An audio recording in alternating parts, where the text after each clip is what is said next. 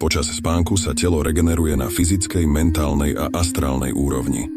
Naša duša každý večer opúšťa fyzické telo a cestuje do jemnohmotných dimenzií. Väčšina ľudí si to nepamätá vôbec, alebo si to pamätá ako chaotický sen. Počas celého spánku zažívame rôzne kategórie mimotelesných zážitkov. Duša prechádza cez mnoho vibračných frekvenčných levelov nazývaných focus levels. Naše vedomie sa prelaďuje na tieto vibračné frekvencie. Podobne ako prepnutie rádiovej stanice.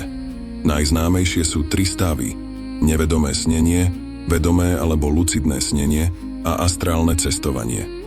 Všetky sa odohrávajú v nehmotnej rovine existencie, len na rôznych úrovniach.